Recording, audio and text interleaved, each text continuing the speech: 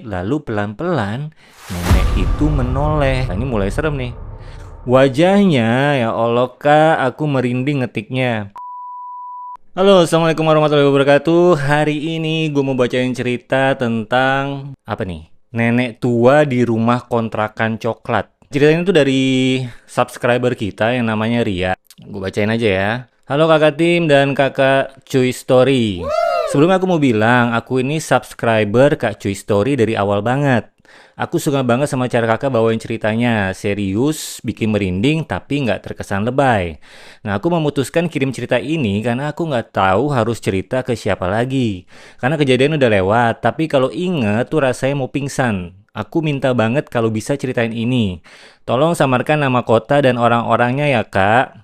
Kejadian ini aku alami sekitar 2018 saat aku dan temanku, sebut saja namanya Dian, memutuskan untuk merantau dan ambil kerja di kota sebelah, kota S. Langsung aja ya kak, semoga ceritaku bisa kakak approve. Oke, approve ceritanya ya. Sebelum kita mulai masuk ke ceritanya, jangan lupa sediain kopi dan cemilan karena kita tanpa berlama-lama akan segera masuk ke ceritanya. Let's go cuy. Jadi aku dan Dian ini dari kota kecil. Begitu dapat pekerjaan lumayan di kota S, kami langsung hunting kontrakan. Maunya tuh yang murah, yang dekat kantor dan yang paling enggak dan yang penting enggak terlalu serem. Setelah keliling, kami nemu satu rumah. Lokasinya itu agak masuk gang, tapi lingkungannya tuh rame. Rumahnya kecil, catnya warna coklat tua, kelihatan kayak udah lama banget nggak direnovasi. Nah, yang bikin kami tertarik itu harga sewa per rumah. Sorry, harga sewanya super murah. Cuma 350.000 per bulan. Nah, ini murah sih 2018. 350.000 per bulan untuk rumah sebesar itu. Anehnya, rumah itu tuh punya 3 kamar. Padahal kami cuma berdua. Pemilik rumah yang namanya Ibu Endang bilang, ya diisi aja neng daripada kosong, itu kamar di tengah memang jarang dipakai gitu katanya. Nah karena gelap mata sama harga, kami langsung deal saat itu kak. Nah awal-awal tinggal di sana sih biasa aja, kami sibuk kerja, jadi pulang tuh cuma buat tidur aja gitu katanya Ria. Tapi setelah 2 minggu, keanehan mulai muncul. Keanehan pertama ini dirasakan sama Dian. Jadi kami tidur di kamar depan ya, kamar depan, kamar tengah dan kamar belakang itu dibiarkan kosong. Suatu malam sekitar jam 2 dini hari, si Dian kebangun kak, katanya dia dengar suara gesekan kursi dari ruang tamu. Padahal kursi kami itu berat dan jarang dipindah-pindah. Dian diam aja, dia pikir mungkin tikus atau kucing gitu. Tapi setelah itu dia dengar suara langkah kaki. Langkah kakinya itu berat, kayak langkah kaki orang tua yang badannya besar. Bunyinya itu seret, seret, seret dari arah ruang tamu melewati kamar kami dan berhenti tepat di depan kamar tengah. Wah, kamar tengah ini makanya yang bermasalah nih ya. Dian tuh sampai nutup telinga pakai bantal. Nah, setelah langkah itu hilang, dia langsung bangunin aku. Kata Dian, "Ria, kamu denger nggak?" katanya gitu. "Denger apa, Di?" "Aku pules banget tidurnya," gitu katanya si Ria. "Suara orang jalan ya, kayak diseret gitu. Tadi tuh berhenti di kamar tengah. Kalau aku pikir-pikir gitu kayaknya." Di situ aku coba menenangkan dia kak. "Santai aja ya," katanya, "santai aja Di. Kita cek tuh semua pintu dan jendela, semuanya terkunci dan akhirnya kami coba tidur lagi. Tapi aku sendiri jadi susah tidur kak," katanya. "Rasanya kayak ada yang merhatiin dari kamar sebelah." Nah kejadian langkah kaki itu nggak cuma sekali kak. Hampir setiap malam Jumat selalu muncul. Nah lalu kejadian paling parah itu terjadi setelah kami tinggal sekitar 2 bulan. Aku inget banget itu hari tuh Sabtu pagi tuh kami lagi libur gitu kak. Aku lagi di dapur bikin kopi nih ya, kita ngopi dulu. Dapur kami itu ada jendela kecil menghadap tembok belakang. Tiba-tiba entah kenapa aku merasa kayak bawaan gitu harus ngeliat ke jendela itu kak. Begitu aku lihat, aku nggak langsung sadar karena sama-samar aku lihat ada sosok nenek-nenek tua lagi duduk di atas kursi kayu persis di balik jendela dapur. Nenek itu membelakangi aku. Dia pakai kebaya lurik coklat kusam dan rambutnya tuh digelung asal-asalan. Dan dia tuh lagi mengayun-ayunkan kakinya kayak lagi duduk santai di teras. Aku pikir ini pasti tetangga gitu kan. Ya bisa jadi sih. Tapi kenapa di halaman belakang rumahku lah? Iya juga ya, kenapa bisa ada tetangga di belakang rumahmu? Lagi pula aku nggak ada akses ke halaman belakang. Di situ aku panggil Dian. Di, lihat deh katanya. Itu siapa di situ tuh? Kamu lihat nggak katanya? Dia langsung panik begitu dilihat ke jendela. Astaga Ria, katanya, siapa itu? Itu nenek-nenek dari mana? Kami berdua diem di situ, kaget.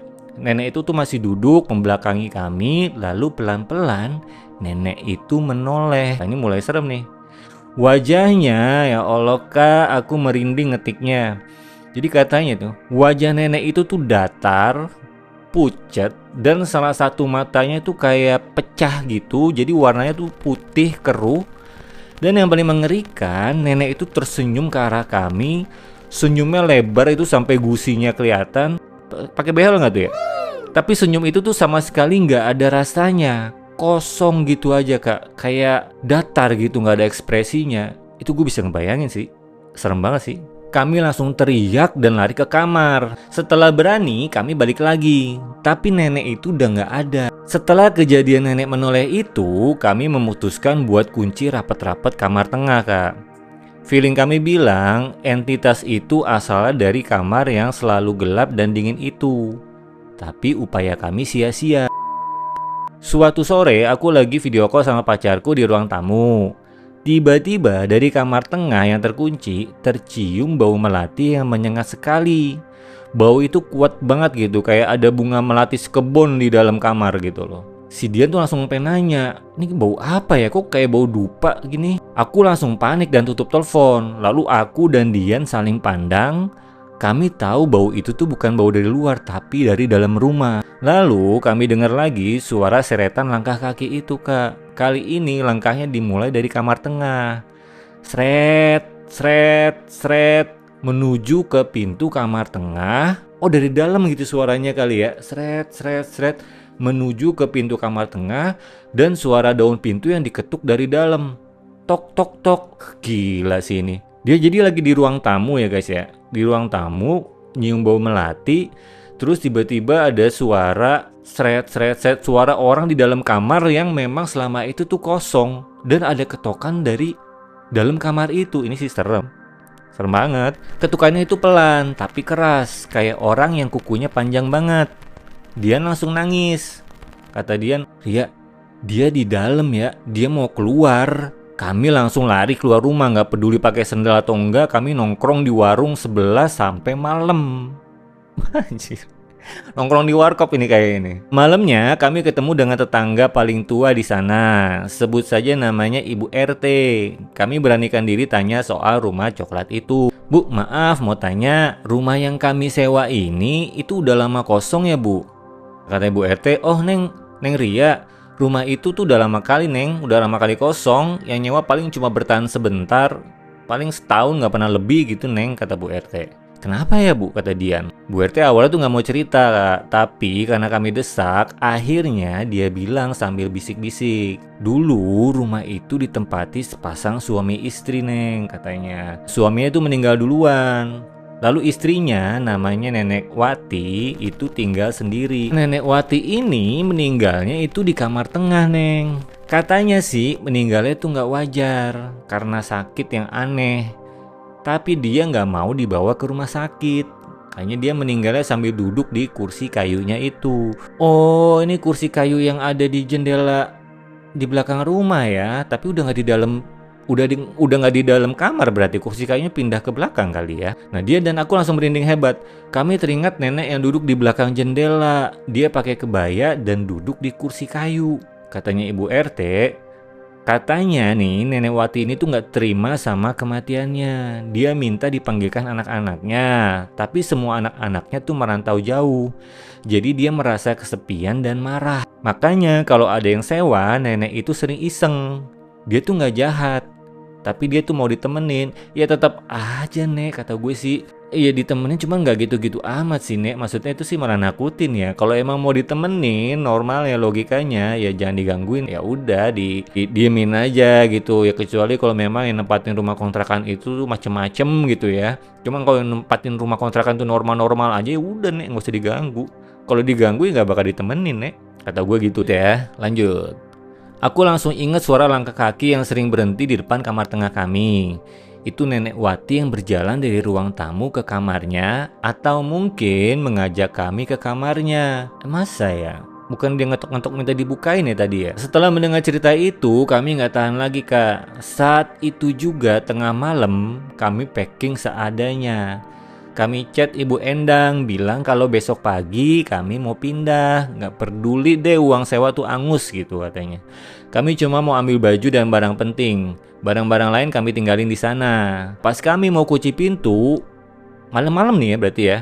Malam-malam ya. Pas kami mau kunci pintu, kami dengar suara bisikan dari dalam rumah. Mau kemana? Jangan tinggalkan nenek. Suara itu persis di belakang telinga kami, dan kami tuh nggak berani nengok. Kami langsung lari keluar gang. Wah itu sih ngeri sih.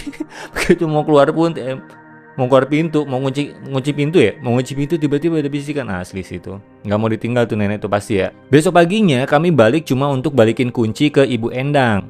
Ibu Endang cuma senyum maklum. Kayaknya sih dia udah tahu kenapa kami cuma bertahan 2 bulan. Rumah coklat itu akhirnya kembali kosong. Sampai sekarang aku nggak berani lewat gang itu lagi katanya Ria nih. Aku dan Dian sekarang ngekos di tempat yang lebih mahal, tapi lebih waras. Lebih waras ya. Nggak kebayang kalau kamu pindah ke kamar tengah. Kalau kami pindah ke kamar tengah, mungkin Nenek Wati bakal benar-benar menemani kami tidur. Ya bisa jadi sih. Terima kasih udah mau mendengarkan kak. Aku lega banget bisa cerita ini. Assalamualaikum warahmatullahi wabarakatuh. Oke guys, jadi tadi itu cerita dari Ria yang dikirim ke email gue. Kalau misalkan lo mau kirim-kirim cerita juga, kirim email yang ada di channel gue. Ya kurang lebih formatnya kayak gini ya, ceritanya jelas gitu. Ada waktunya dan memang agak serem, tapi memang nanti akan disortir lagi gitu ceritanya. Kejadian dari kontrakan, kosan kayak gini yang tiba-tiba tempatnya angker atau horor itu emang sering banget kejadian ya. Makanya gue selalu mikir kalau misalkan tempatnya bagus, nggak jauh, rame, cuman harganya murah itu suspicious sih. Kayak mencurigakan gitu loh. Apa bener ini tempat bagus? Karena kalau tempatnya memang bagus, murah, udah pasti keisi terus gitu, jarang kosong. Oke guys, gitu aja ceritanya. Kalau misalkan kalian suka cerita-cerita kayak gini dan kalian mau kirim-kirim cerita kayak gini, klik channel gue dan di situ ada email gue. Dan jangan lupa untuk subscribe channel gue supaya channel gue bisa berkembang ke depannya. Oke, jangan lupa di like, di share, dan tulis di kolom komentar apakah kalian pernah mengalami kejadian seperti ini. Oke, assalamualaikum warahmatullahi wabarakatuh. Bye.